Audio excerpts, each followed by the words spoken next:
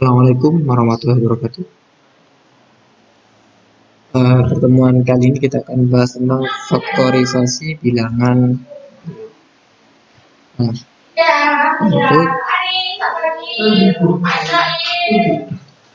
faktorisasi bilangan bulat. Dalam faktorisasi bilangan bulat ini nanti kita fokus mempelajari tentang apa itu namanya bilangan prima. Nah, dalam aturan bilangan kita mengenal yang namanya dua bilangan bulat positif. Nah, dalam dua bilangan bulat positif semuanya kan tahu yang namanya bilangan prima itu seperti apa. Nah, dan nanti ini ketika ada dua bilangan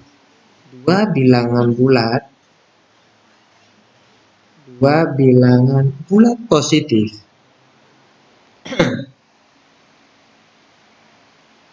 dikatakan saling prima atau bahasa kerennya itu prima relatif atau koprima.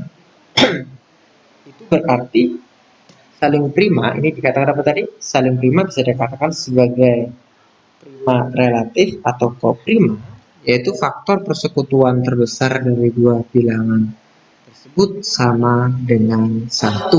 Berarti tidak memiliki faktor persekutuan yang lain. Kalau kemarin kita belajar tentang faktor persekutuan, sekarang kita belajar tentang faktorisasi bilangan bulat. Yang pertama adalah bilangan prima. Nah, contohnya begini, misal ada bilangan faktor persekutuan dari bilangan 5, 8, dan 9 ini jelas. Faktor persekutuannya hanyalah 1. Sehingga ini dinamakan bilangan-bilangan saling prima. Nah, kemudian yang 5 dan 8, nah dari sini ini namanya 5 dan 8 ini dikatakan sebagai saling prima. Nah, kalau ini kan prima relatif, jadi ini di dalamnya 5, 8, 5 dan 9, 8 dan 9 ini kan juga prima relatif, tapi ada nama lainnya.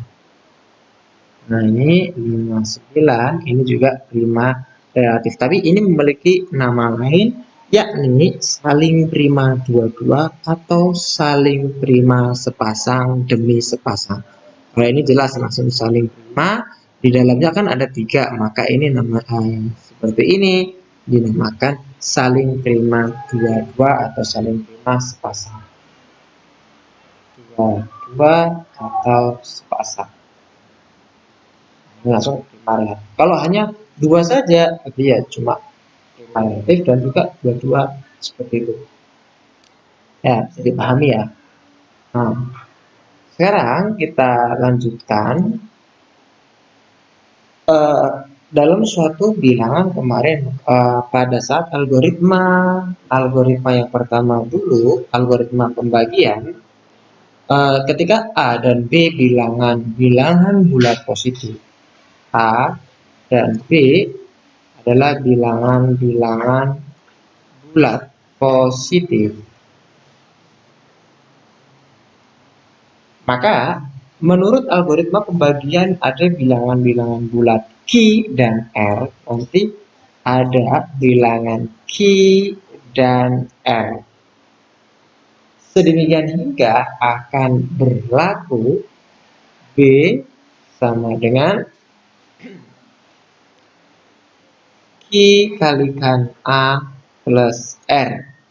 Dengan catatan R-nya itu 0 sampai dengan A, kurang dari A. Seperti itu. Ketika ada A dan B bilangan-bilangan bulat positif, maka nanti itu ada Q dan R. Sedemikian hingga ketika B itu sama dengan Q dikalikan A plus R dengan catatan bahwa R-nya itu lebih dari sama dengan 0 dan kurang dari A. Dan ketika ada algoritma seperti ini dan diketahui bahwa A dan B ini merupakan, sorry, bukan A dan B ya, A dan R-nya merupakan prima relatif atau memiliki faktor persekutuan hanya satu, maka nanti bisa dikatakan, ini menurut teorema 2.8 yang kita pelajari dulu, maka dapat kita simpulkan bahwa nanti A dan B itu juga prima relatif. Hal ini dapat dikatakan bahwa apabila sisa pembagian B oleh A saling prima, sisa pembagian B berarti R saling prima dengan hasilnya, maka B saling prima dengan A. Ya, saya ulangi lagi bahwa apabila sisa pembagian B, berarti sisanya adalah R, kok ternyata dia saling prima dengan A, kalau ini sama ini saling prima, maka A dan B juga saling prima. Seperti itu. Sebenarnya bisa kita buat sedikit contohnya begini. Contoh itunya gini. Misal 9 itu saya ubah menjadi bilangannya kan saya bagi dengan 2 kan, berarti kan 4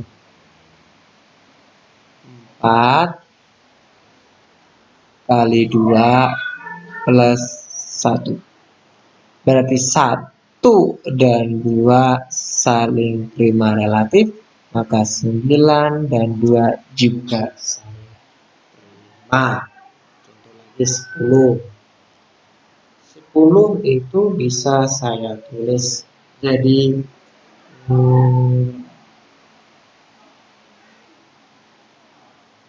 misal 1 kali 7 plus 3.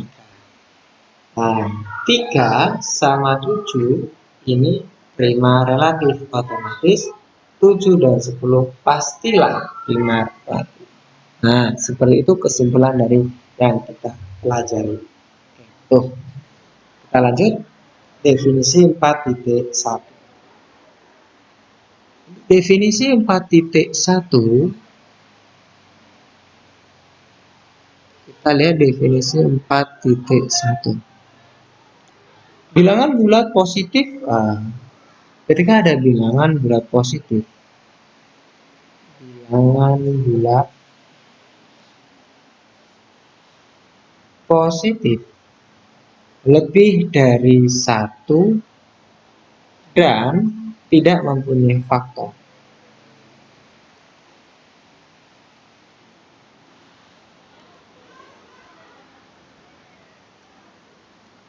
Dan tidak mempunyai faktor bulat positif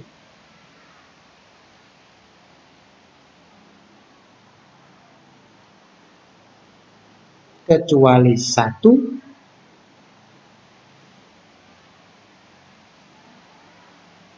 dan bilangan bulat itu sendiri.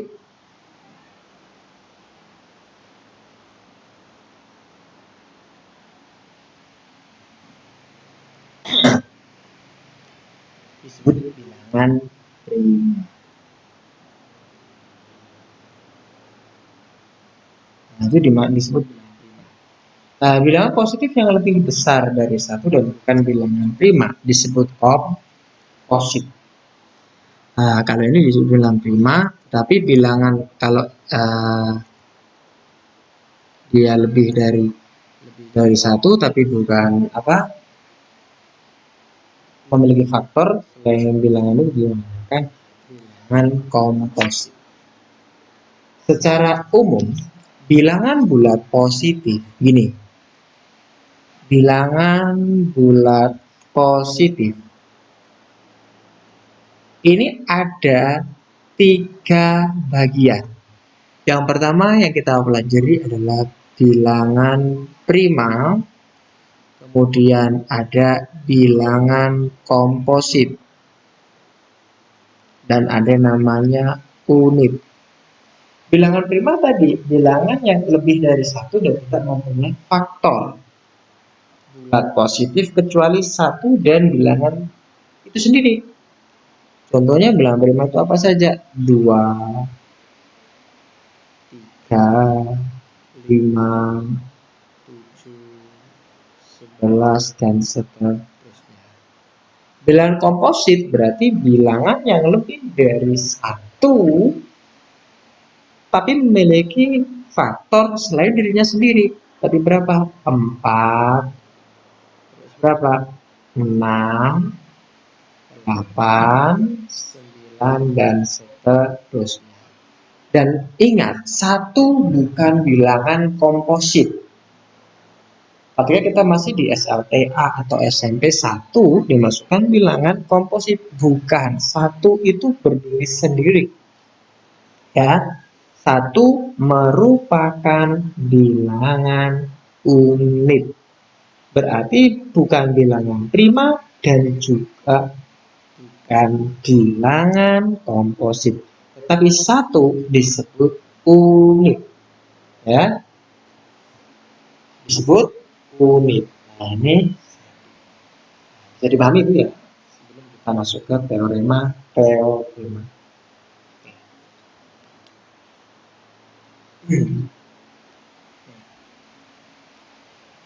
Perbedaan penguraian. Nah, kita masuk ke perbedaan penguraian. Perhatikan contoh, saya punya bilangan 24. 24 kalau saya buat sebagai faktor primanya berarti 2 dikali berapa? 24 dari angka yang bisa kita ubah menjadi itu ya, agak 210 yang ada di buku ini. 210 itu kan bisa saya tulis 2 dikali 3 dikali 5 dikali 7. Nah, ini beda-beda. 2010 itu juga saya bisa dari faktor-faktor prima yang lain, tapi ini 2 saya kali 7 kali 5 kali 3. Boleh juga 210 itu sama dengan 2 kali 3 kali 7 kali 5 dan seterusnya, banyak lagi variasi. Perbedaan penguraian ini saya uraikan dengan secara berbeda atas faktor-faktor prima tersebut. Ini kan kalau kita lihat hanya berbeda pada urutannya, urutan penempatannya. Hal ini merupakan suatu contoh bahwa suatu bilangan bulat positif yang lebih besar dari satu dapat dinyatakan sebagai perkalian bilangan prima tertentu. Dan bentuk perkalian bilangan-bilangan prima itu adalah tunggal. Bentuknya tunggal, tapi urutannya bisa berubah-ubah. Bentuknya tunggal. Nah, hal seperti ini disebut dengan namanya teorema faktorisasi tunggal. Seperti ini sering disebut dengan teorema faktorisasi.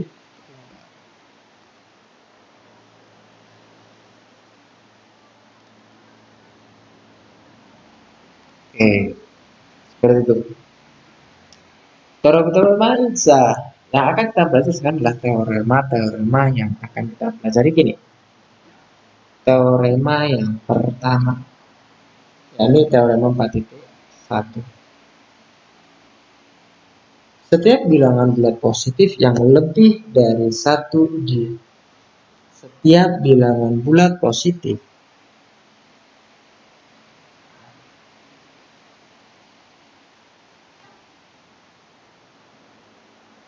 bilangan bulat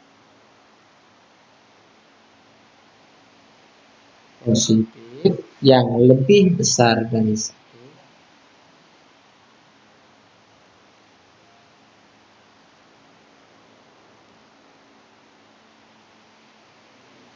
dapat dibagi oleh suatu bilangan prima.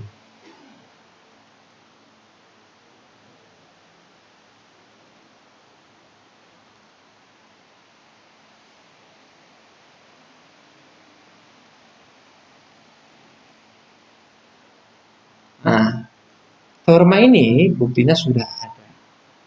Kalau sudah ada, tidak perlu ya kita nanti bisa kalian pelajari sendiri. Contohnya begini, berapapun bilangan bulat positif selain yang lebih dari satu pasti bisa diuraikan menjadi bentuk bilangan. Faktornya pasti ada faktor prima. Contoh,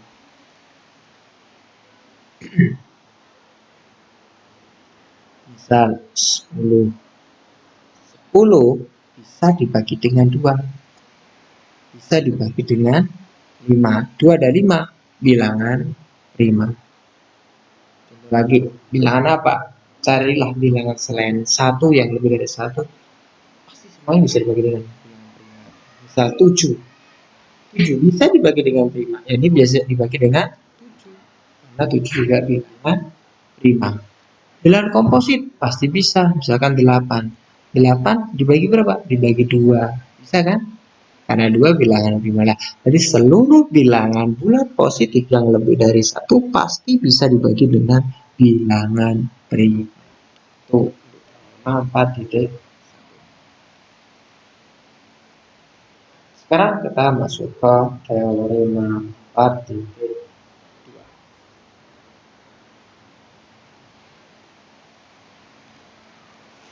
Teorema 4.2, begini. Setiap bilangan bulat positif. Nah, kalau kita lihat setiap bilangan bulat positif yang lebih dari 1 adalah suatu bilangan prima atau bilangan itu dapat dinyatakan sebagai perkalian bilangan prima. Oke, hampir sama. Cuma di sini ada penekanan bahwa setiap bilangan bulat positif yang lebih dari 1 adalah suatu bilangan prima. Kalau tadi ya teorema 4.1. Tapi ini ada tambahannya. Ini sama aja dengan teorema 4.1 ditambah dengan atau bilangan itu dapat dinyatakan dengan perkalian.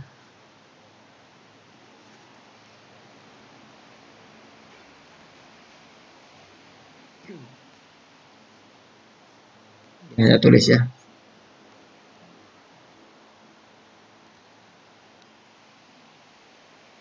Setiap bilangan bulat positif yang lebih dari 1 adalah bilangan prima atau bilangan yang bisa yang dapat dinyatakan sebagai perkalian bilangan prima.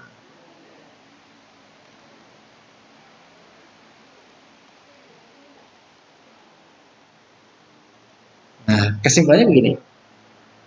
Setiap bilangan yang lebih dari 1, setiap bilangan bulat yang positif yang lebih dari 1 adalah bilangan prima atau bilangan yang dapat dinyatakan sebagai perkalian bilangan prima. Intinya begini. Bilangan bulat positif yang lebih dari 1 ini pasti bilangan prima atau bilangan yang bisa dinyatakan sebagai perkalian bilangan prima. Oke. Nah, berarti bilangan prima atau bilangan yang bisa dinyatakan dengan perkalian bilangan prima. Atau istilahnya di sini bilangan komposit. Bilangan komposit itu kan bilangan yang bisa selain prima bisa dinyatakan. Contoh bilangan komposit itu kan ini 4, 8, 9, 4. Itu saya nyatakan dengan bilangan prima. 2 kali 2, ini kan bilang prima. Itu kalian. 8, sorry, 4, 2 kali 2, 8, 2 kali 2 kali 2 lo bilang prima. 9 itu sama aja dengan 3 kali 3 kali 3 lainnya juga bilangan prima. 10 sama saja dengan 2 kali 5 lo bilangan prima juga. Nah, itu maksudnya. Berarti bilangan bulat yang lebih dari 1 itu bilangan prima dan bilangan yang bisa dinyatakan sebagai perkalian dari bilangan prima. Seperti itu. Itu teorema 4.2. Sekarang teorema 4.3. Untuk teorema 4.3 kita lihat.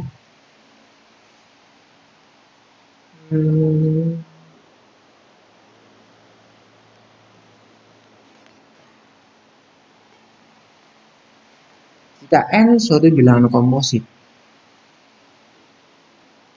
jika n suatu bilangan komposit,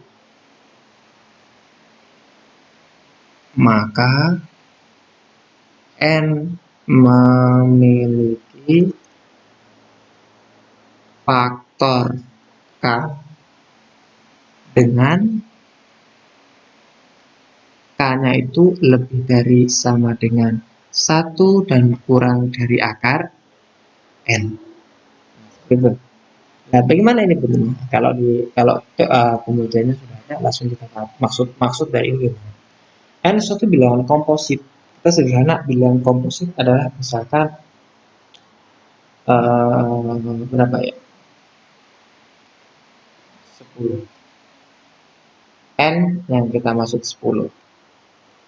Nah, berarti di sini N atau 10 itu memiliki faktor, pasti memiliki faktor K, dengan K-nya itu adalah 1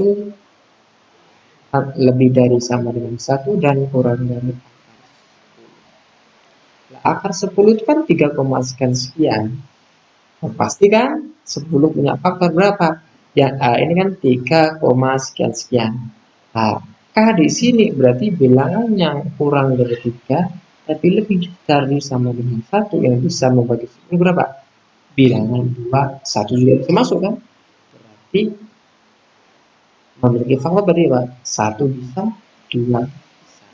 Di bawahnya 3. Pasti seperti itu maksud dari teorema ini.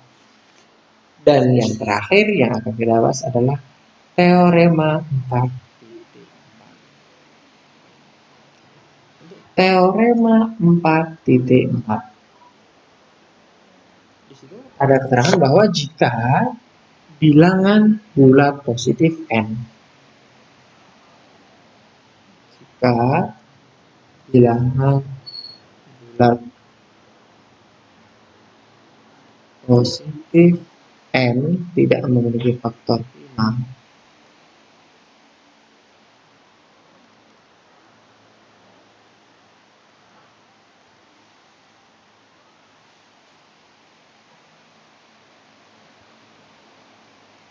tidak memiliki faktor P dengan 1 lebih dari P kurang dari sama dengan akar dari n suatu bilangan prima.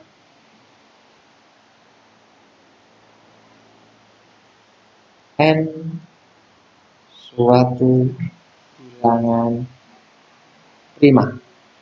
Nah, ini jika bilangan bulat positif n tidak memiliki faktor prima P dengan 1 kurang P, 1 lebih dari kurang dari P kurang dari sama dengan n, maka n suatu bilangan prima. Contoh begini. Contoh yang sederhana yang kita praktekkan. Misalkan n ini adalah akar berapa ini?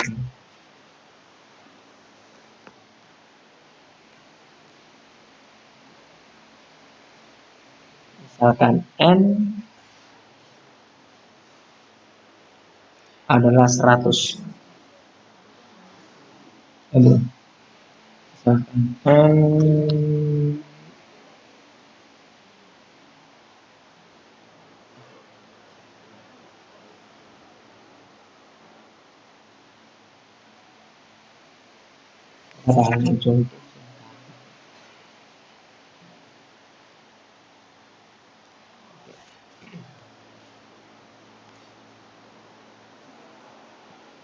Jika bilangan positif M tidak memiliki P dengan P, maka N suatu bilangan prima.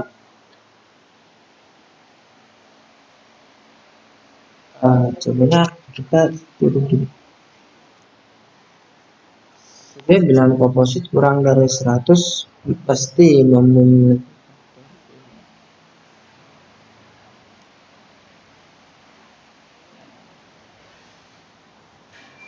Kita buat aja akar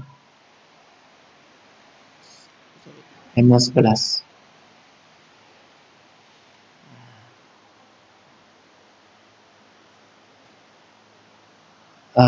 11 kita tahu bahwa maka faktornya kita cari 1 kurang kurang dari akar 11.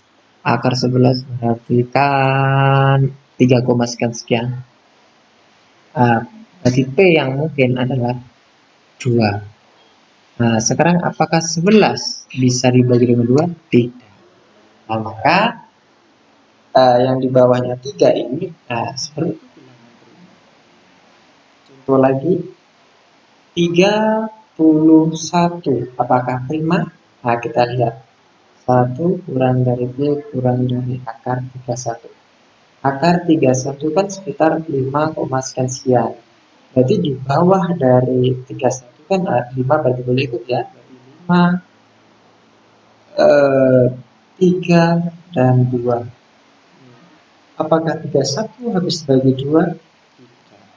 Apakah 31 habis bagi 3? Tidak. Apakah 31 habis dibagi 5? Tidak. Karena dia tidak bisa dibagi, tidak memiliki faktor prima, maka 31 bukan bilangan. Sorry, 31 merupakan bilangan prima. Maka ini dikatakan bilangan prima. Seperti itu. Ya. Berarti kalau diminta mencari bilangan prima yang lebih dari ribuan bagaimana? Ya bisa pakai teorema ini. Misal sampai diminta bilangan primanya adalah 2020. Jelas bukan prima, 2021. Apakah prima? Lah kita cek menggunakan ini, menggunakan teorema 4.4. Saya kira cukup untuk belajar tentang bilangan prima. Saya akhiri. Assalamualaikum warahmatullahi wabarakatuh.